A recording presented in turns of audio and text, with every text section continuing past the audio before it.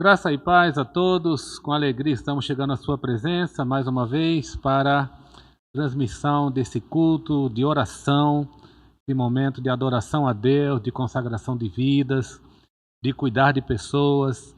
Eu sou o pastor Eliabe e quero saudar aos irmãos que estão nos acompanhando, irmãos da Igreja Batista do Santarém, da Igreja Batista em Cidade Nova, das frentes missionárias, as igrejas ali em Vera Cruz e também Parque Floresta.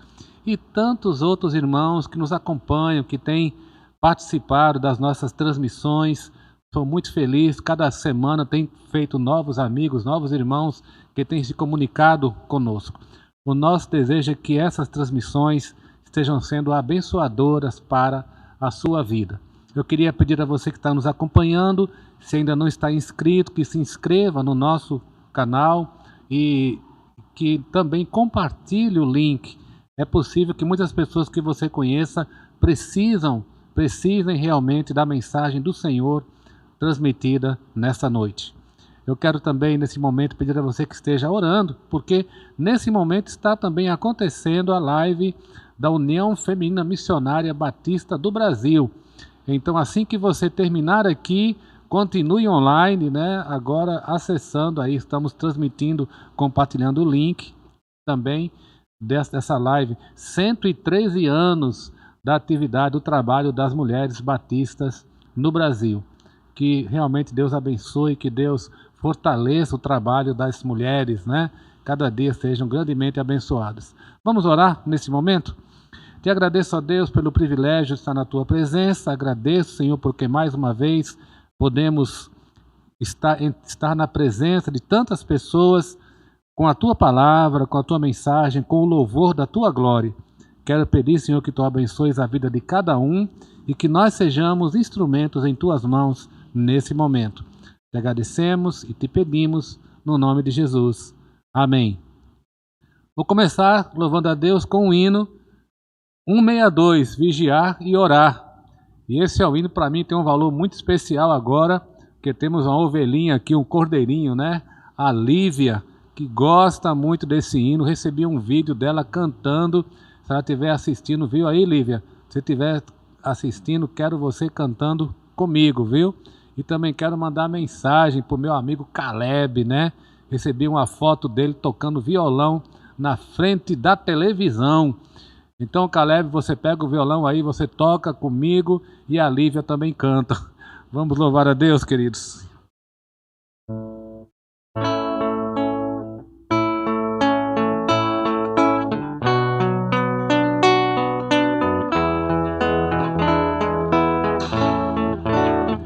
Bem de manhã, embora o céu sereno pareça o dia calmo anunciar, vigia e ora o coração pequeno, um temporal pode abrigar.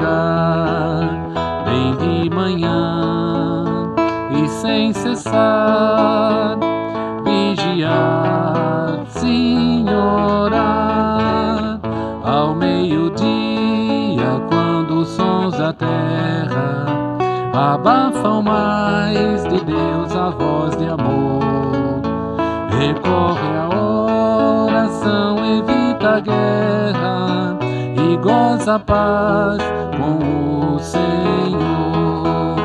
Bem de manhã e sem cessar, vigiar, sim, orar, e de dia ao fim, após os seus lidares, relembra bênçãos do celeste amor e conta a Deus prazeres e pesares, deixando em suas mãos a dor.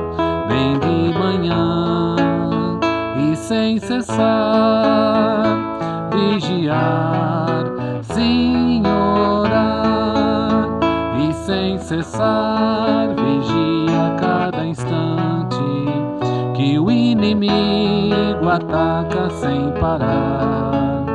Só com Jesus em comunhão constante é que o fiel vai triunfar. Vem de manhã e sem cessar vigiar, sim, orar.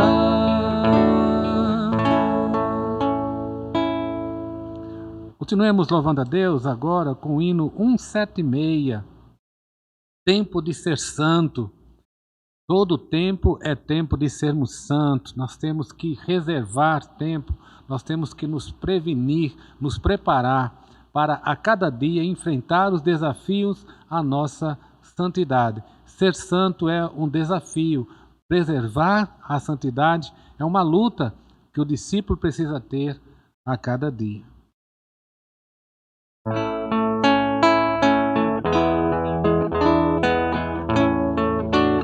176.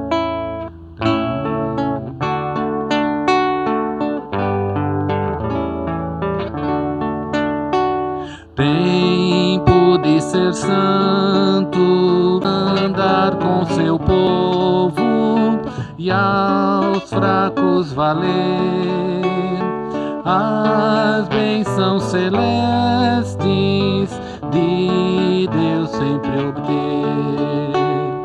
Tempo de ser puro, tu deves guardar a sós sempre orando, com Cristo ficar.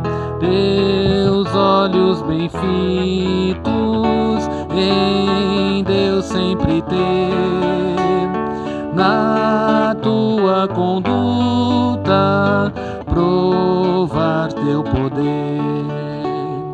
Tempo de ser forte, tu deves buscar o Mestre seguindo, por onde guiar, no gozo ou tristeza, sempre obedecer, da fonte divina jamais se esquecer. Tempo de ser útil, tu deves guardar, muito calmo nas lutas, em Deus confiar. Socorre os aflitos, repleto de amor, seus passos seguindo do teu Salvador.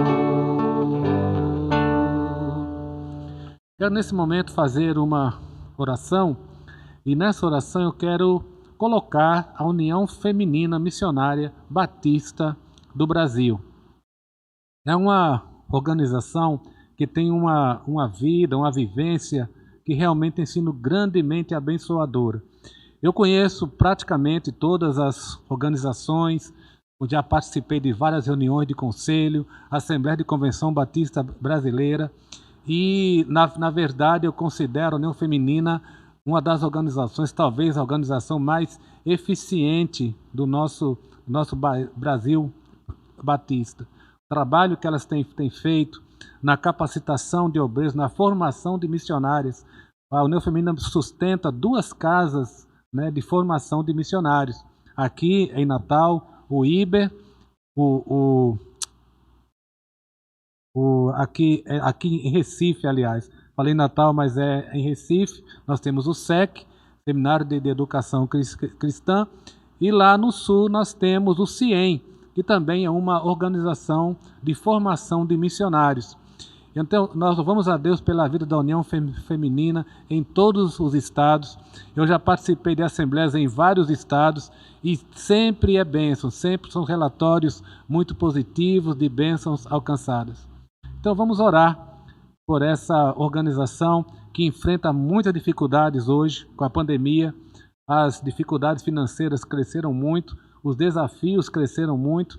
Eu tenho certeza que as mulheres batistas do Brasil vão superar esta fase e ser bênção para todas as pessoas. Vamos orar nesse momento? E agradeço a Deus pela organização das mulheres batistas do Brasil, pelas missionárias que foram formadas por essa organização, pelas líderes de Mensageiras do Rei, pelas líderes de Jovens Cristãs em Ação, pelas líderes de MCM. Te agradeço, ó Deus, porque nós temos no nosso país essa organização que tem sido abençoadora para as igrejas, para os pastores, tem sido apoio para os ministérios pastoral no Brasil inteiro. Quero pedir ao Pai pelas irmãs que estão à frente da organização nesse momento, as líderes, a liderança, que Tu estejas fortalecendo a vida delas, o trabalho, e que elas se sintam cada vez mais motivadas para Te servir. Quero Te glorificar no nome santo de Jesus. Amém.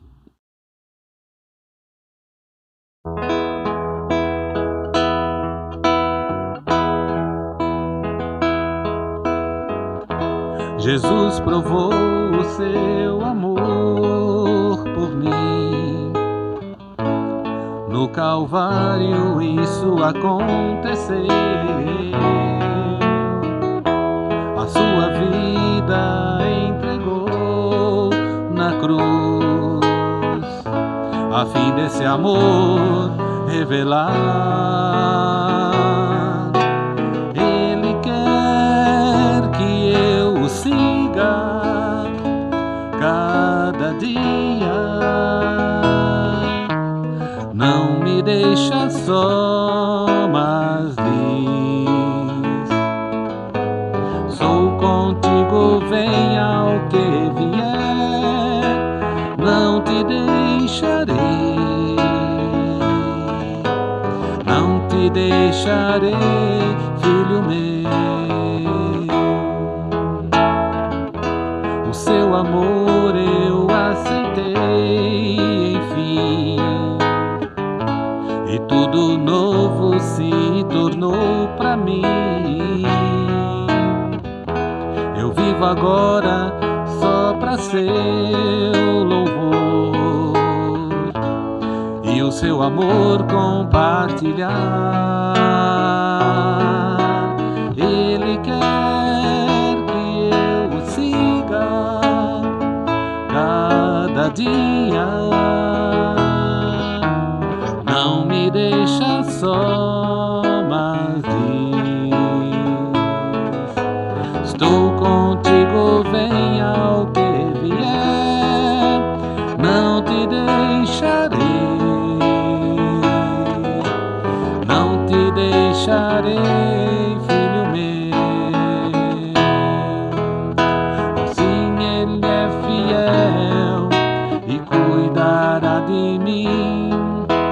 Grande amor, o amor de meu Jesus.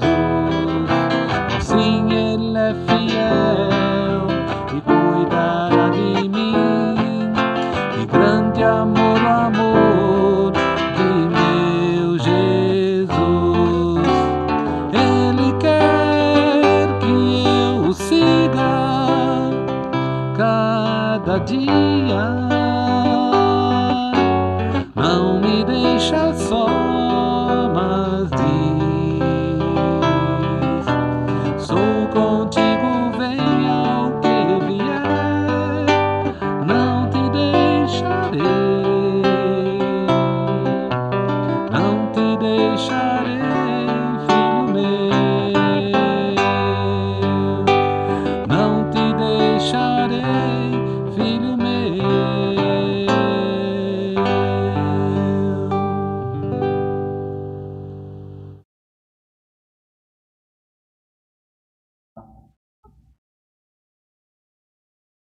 Estou muito feliz porque estamos encerrando nesta noite a série de estudos abordando o livro de Atos dos Apóstolos. Você que está nos acompanhando, talvez você não tenha participado dos outros, nós temos vários vídeos gravados sempre nas quartas-feiras, trabalhando o livro de Atos dos Apóstolos, cada semana um capítulo.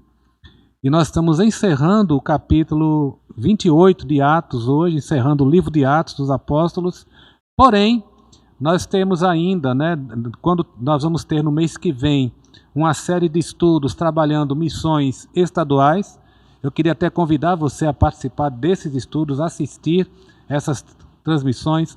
Nós vamos colocar o tema Marcas de Valor, falando sobre pastores e missionários que foram relevantes no Rio Grande do Norte. Estamos preparando com muito carinho todo esse material, falando de alguns pastores, alguns até que você conhece, ou que conheceu, e que com certeza terão algo especial para nos ensinar através das suas vidas. E depois dessa série sobre as marcas de valor, vamos retomar, finalizando, né, o trabalho cronológico do livro de Atos com as cartas da prisão. E hoje estamos encerrando a narrativa de Atos dos Apóstolos, pegando o capítulo 28 de Atos. Quero pedir a você que abra a sua Bíblia. Nós não vamos ler todos os versículos do capítulo, vamos destacar os versículos que serão relevantes dentro da nossa abordagem aqui. Eu vou deixar com você a tarefa de casa, de você depois ler todo o capítulo de Atos. Vamos ler então.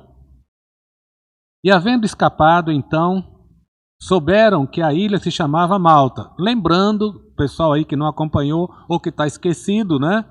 Nós estávamos deixando no capítulo 27 exatamente a tempestade. O tema do estudo está até aí no canal, né? Integridade na tempestade, abordando a realidade de Paulo, a atitude, o trabalho, o desempenho de Paulo durante a tempestade dentro do navio. E nós terminamos o capítulo dizendo que o navio realmente afundou e todos foram salvos, todos foram dar nessa ilha chamada Malta. Diz assim o texto, capítulo Atos 28, de 1 a 6. E os bárbaros usaram conosco de não pouca humanidade, porque, acendendo uma grande fogueira, nos recolheram a todos por causa da chuva que caía e por causa do frio, e havendo Paulo ajuntado uma quantidade de vides, pondo-as no fogo, uma víbora, fugindo do calor, lhe acometeu a mão. E os bárbaros, vendo-lhe a víbora pendurada na mão, diziam uns aos outros: certamente este homem é homicida, visto como, escapando do mar, a justiça não o deixa viver. Mas sacudindo ele a víbora no fogo, não sofreu nenhum mal, e eles esperavam que viesse a inchar ou a cair morto de repente, mas tendo esperado já muito, e vendo que nenhum incômodo lhe sobrevinha, mudando de parecer, diziam que era um Deus. Primeiramente, observa bem a designação bárbaros aqui. Na verdade, eram considerados bárbaros aquelas pessoas que não eram nem judeus, nem romanos e nem gregos. Então, se uma pessoa não era nem romano e nem grego, né, e morasse em uma ilha, muito provavelmente seria tratado como bárbaro. A palavra bárbaro, não sei se se aplica ao caso deles, eram as pessoas que comiam com as mãos. A origem da palavra é essa. Não sei se era o caso deles, mas de qualquer forma, Lucas, quando vai tratar deles aqui, usa essa palavra bárbaro. Não sei como está na sua versão, na sua Bíblia. Existem algumas coisas que são interessantes aqui. Eu deixei em vermelho que Paulo, né, está ali, os habitantes daquela ilha fizeram a fogueira para eles se aquentarem, começam a juntar lenha e Paulo ajuda também a juntar lenha. E eis que uma serpente, uma víbora, fica pendurada, pica, né, a mão de Paulo e fica pendurada. E Paulo tira aquela víbora e joga no fogo. E as pessoas que estavam próximas ali, os moradores daquela ilha, pensam assim: rapaz, esse cara tem alguma coisa errada, esse homem aí não é gente boa, porque ele conseguiu escapar do naufrágio e agora vai morrer picado de uma cobra. Então eu acho que os deuses estão com raiva dele, ele é um cara muito ruim que não merece viver. E eles ficam então esperando que Paulo morra, ficam na expectativa, vai morrer.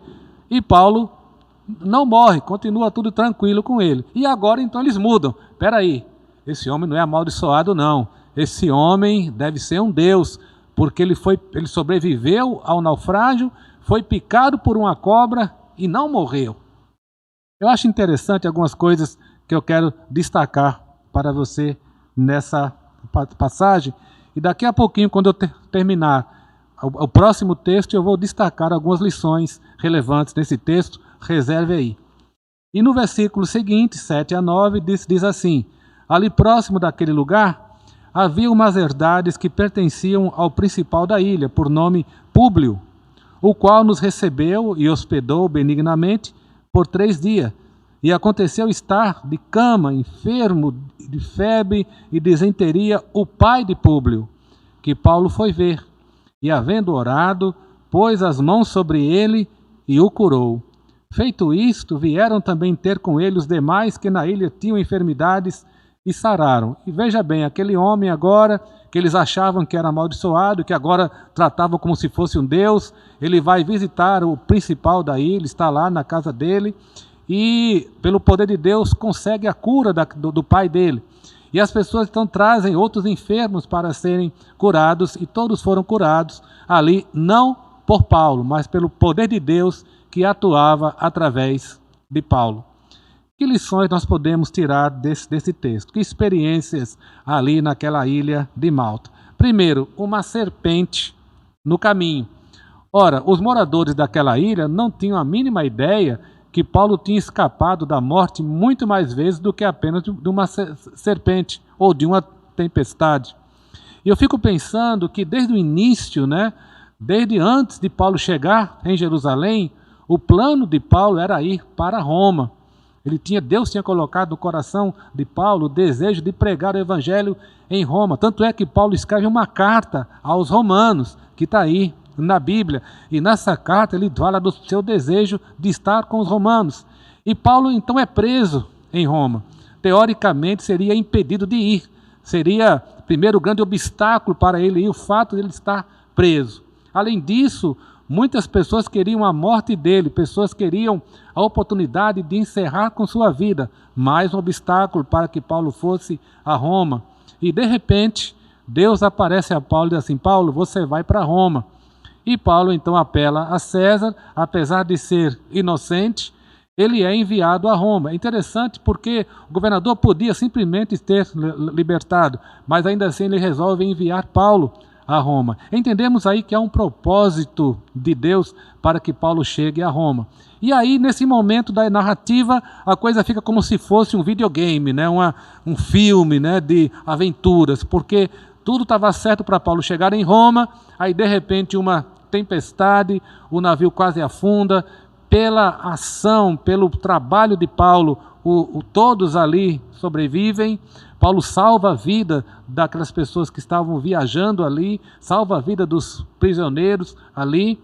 E quando estão na ilha, mais um obstáculo, uma serpente. Que lição nós temos aí? Olha bem para mim, você que está me acompanhando. Muitas vezes, para que Deus concretize o propósito dele na sua vida, você vai ter que enfrentar muitas coisas. Tempestades, oposição, dificuldades físicas, dificuldades financeiras, o cumprimento da vontade de Deus. O fato de você estar fazendo a vontade de Deus não quer dizer que vai ser tudo tranquilo, tudo fácil, tudo às mil maravilhas. Nós vemos aqui que para cumprir a vontade de Deus, muitos obstáculos apareceram, um após o outro, para que Paulo pudesse concretizar lá. Inclusive uma serpente que sorrateiramente vem, covardemente vem e pica Paulo. E meu querido, muitas vezes é assim. Na caminhada com Deus pode aparecer muita serpente picando você por trás, onde você menos espera. Muitas vezes pessoas mal intencionadas, com palavras duras, com palavras mentirosas, tentando enganar as pessoas, tentando tirar de você a alegria, ou tentando impedir que você possa cumprir a obra do Senhor. Então esteja bem atento a isso. Se aconteceu com Paulo naquela viagem e em Malta, também pode acontecer conosco. A segunda lição que nós temos aqui é a instabilidade no conceito das pessoas. Veja que a princípio os moradores da ilha disseram que Paulo era amaldiçoado. Depois, quando ele sobreviveu, a serpente disseram assim: não, esse homem é um Deus. Veja bem, dois extremos, de amaldiçoado, de uma pessoa amaldiçoada por Deus, para Deus, Esse homem não merece viver. E de repente, não, esse homem é um Deus. Eu fico pensando onde Paulo se colocava, como amaldiçoado ou como Deus. Obviamente, nenhum deles. Porque Paulo, como disse lá na frente, eu sou, pela graça de Deus, eu sou o que sou, porque a graça de Deus opera em mim. Eu acho interessante porque muitas vezes nós, enquanto igreja, isso acontece na nossa vida. Ou nós somos tratados como totalmente tolos, como loucos, como burros, como pessoas que não são inteligentes, ou como pessoas alienadas, ou somos tratados como os mais importantes. É interessante que muitas vezes, né, em época de política, de campanha especialmente, como os evangélicos são paparicados, né? São procurados, né?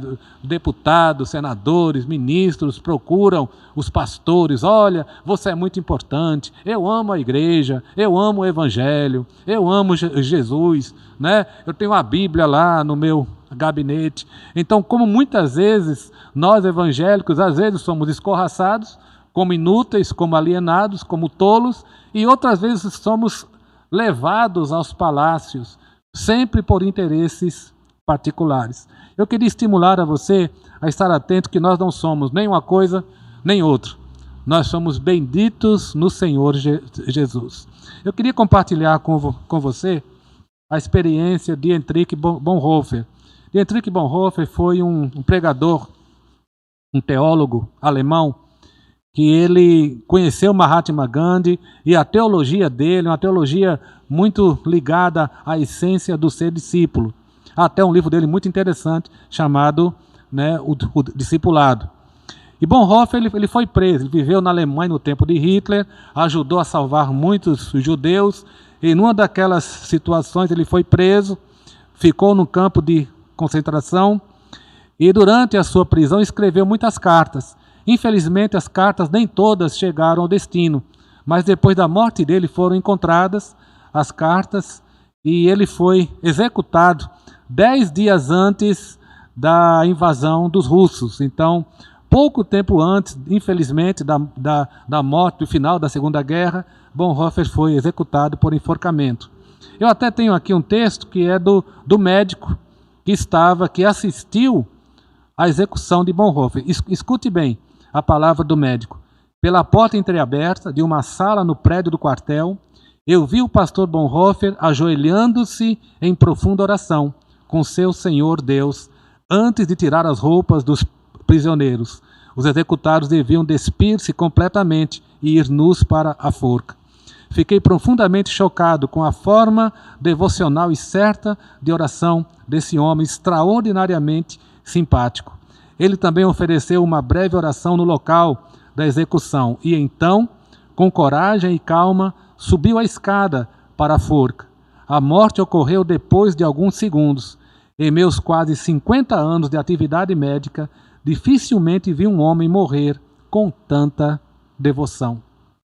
E eu separei aqui um texto, me perdoe, né, se o texto é longo, mas acho que vale a pena você conhecer um poema que Bonhoeffer escreveu exatamente quando estava na prisão. O nome do poema, Quem Sou Eu? Quem sou eu? Seguidamente me dizem que saio da minha cela, tão sereno, alegre e firme, qual dono de um castelo. Quem sou eu? Seguidamente me dizem que de maneira como falo aos guardas, tão livremente, como amigo e com clareza, parece que esteja mandando. Quem sou eu? Também me dizem que suporto os dias de infortúnio, impossível, impassível, sorridente e com orgulho, como alguém que se acostumou a vencer. Sou mesmo o que os outros dizem de mim, ou apenas sou o que sei de mim mesmo?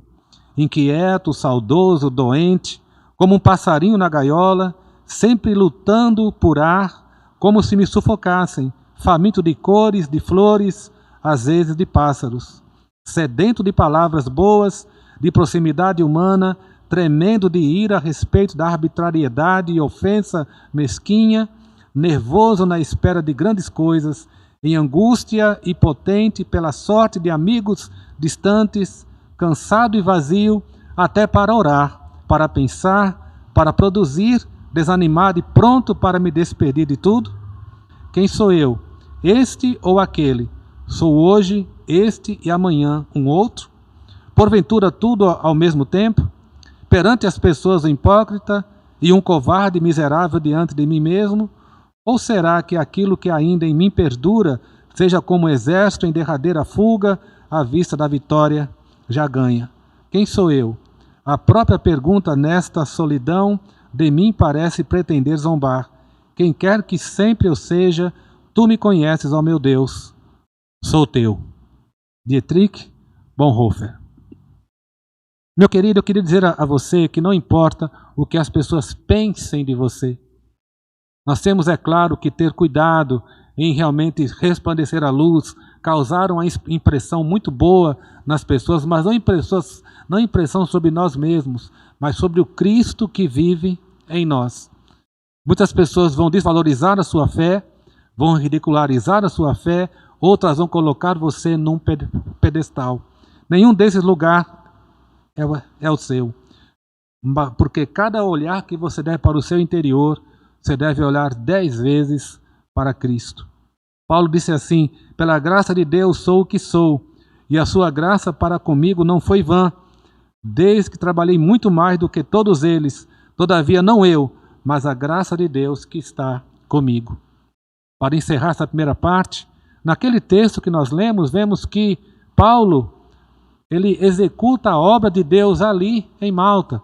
Ele cura pessoas, Deus, através de Paulo, né, executa maravilhas ali, ele cumpre o ministério. E é assim também que Deus quer que nós sejamos. Aquele que leva a palavra do Senhor, que cumpre a missão. O texto continua dizendo que eles saíram de Malta, conseguiram um navio, viajaram, chegaram bem pertinho de Roma, desceram lá no porto. Alguns irmãos da igreja que estavam ali próximo também procuraram Paulo, estiveram com ele. Depois você acompanha no texto. E aí no versículo 15 e 16 tem uma coisa bem interessante. De lá, ouvindo os irmãos novas de nós, nos saíram ao encontro à praça de Ápio. Essa praça aqui fica 70 quilômetros fora de Roma. Então o pessoal viajou, o pessoal foi lá, onde mais longe possível, e as Três Vendas também, outro lugar também distante de Roma. E Paulo, vendo-os, deu graças a Deus e tomou ânimo. Interessante Lucas ter dito isso, né? Como se Paulo estivesse meio triste, meio apreensivo. Como é que vai ser minha chegada em Roma? Será que alguém me conhece? Eu nunca estive em Roma como discípulo, como apóstolo. Como é que vai ser essa minha chegada? E de repente, que surpresa maravilhosa. Os irmãos de Roma vão ao encontro de Paulo 70 quilômetros distante, no começo da Via Ápia. E ali Paulo tomou ânimo, e logo que chegamos a Roma, o centurião entregou os presos ao capitão da guarda. Veja que coisa interessante. Os outros presos foram entregues ao capitão da guarda, mas Paulo lhe permitiu morar por sua conta à parte com o soldado que o guardava. Houve uma diferença de tratamento para Paulo. Você está lembrado que o centurião tinha ficado impressionado com Paulo desde a tempestade? Que a atitude de Paulo provocou impacto no coração e na mente do centurião? E agora nós temos o resultado. E uma coisa interessante que eu coloco aqui, o plano de Deus em ação. Olha, meu querido, tudo o que aconteceu até aquele momento tinha um propósito. A gente só entende as coisas de Deus depois que passa.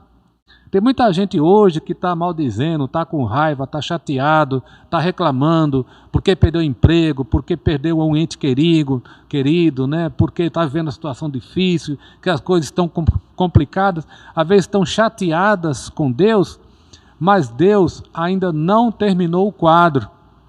Tá? Deus não terminou a obra. Às vezes a gente vê uma construção e não entende e acha que esse negócio está ficando feio, essa construção está muito esquisita, que engenheiro foi esse, que arquiteto maluco foi ele que inventou essa obra, mas não está pronto, a gente só entende quando está pronto. Então, assim também é o plano de Deus. Então, duas coisas interessantes nessa passagem. Primeiro, o acolhimento da igreja. Como a igreja foi capaz de acolher Paulo, de receber Paulo, de levantar o ânimo de Paulo. Paulo está chegando preso, não sabe como é que vai ser essa prisão em Roma, como será o seu acolhimento em Roma, mas as pessoas estão o recebendo. E esse recebimento da igreja, esse acolhimento da igreja, renova o ânimo dele. Isso me faz pensar. Uma frase que eu vi uma vez do Philip Yancey, no livro Igreja, Por que Me Importar?, que é a seguinte: a igreja é insuperável quando é igreja. Quando a igreja se torna igreja, faz o para o qual ela foi realmente criada, ela é insuperável. Não existe organização como a igreja. Não existe clube social, ONG, né, ajuntamento, grupo de apoio. Não existe nada parecido com a igreja. A igreja é insuperável. E eu queria levar a você, meu querido, que está me ouvindo nesse momento, a entender, não estou falando igreja aqui no culto, quando você está na igreja de forma presencial. Sim, é claro, temos que ser acolhedores, mas você, como igreja, para acolher pessoas na sua vida, no seu dia a dia, no seu trabalho, na sua escola, na sua sala, que você seja aquele que ama, aquele que acolhe, aquele que ora pelas pessoas. Aonde você chegar, que você leve o bom perfume de Cristo. E assim como aquela igreja acolheu Paulo, nós temos que acolher todas as pessoas, temos que ser aquelas pessoas abençoadoras. Uma batalha que nós pastores temos é tornar nossas igrejas acolhedoras, porque às vezes eu fico com muita tristeza observando alguns irmãos que chegam na igreja e às vezes eles se ajoelham e oram e depois se sentam no seu lugar. Em nenhum momento eles olham em volta para ver se alguém que está precisando de oração.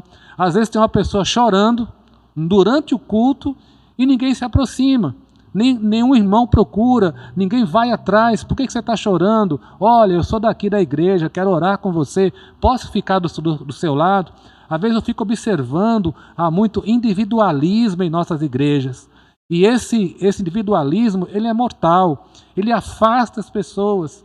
Nós temos que ser uma igreja que acolhe gente, não somente aqui, nos cultos presenciais, mas também aí. É por isso que eu acho tão importante compartilhar o link, compartilhar a live e, através do WhatsApp, estar intercedendo por pessoas. A segunda coisa que eu acho interessante nesse texto, que demonstra o plano de Deus em ação, é a permanência de Paulo em uma casa. Observe você que os outros presos foram entregues ao corpo da guarda para um presídio, foram para uma prisão. Mas Paulo, ele é tratado diferencialmente. O centurião entende que Paulo não precisava ficar na prisão. Então é designado um soldado e Paulo vai ficar então preso numa casa. Aquilo que nós chamamos hoje prisão domiciliar, né? Se fosse hoje seria com a tornozeleira dentro de casa. Mas Paulo fica, como tinha tornozeleira, era o guarda acorrentado a ele, né? Então a tornozeleira era viva, era o guarda ali junto dele. E eu acho interessante isso, que nós entendemos que tudo faz sentido. Se Paulo tivesse ido para uma prisão, para uma cadeia, um presídio, dificilmente ele teria oportunidade de cumprir o ministério que cumpriu em Roma. Porque o texto bíblico diz que ali, naquele período, ele ficou muito tempo.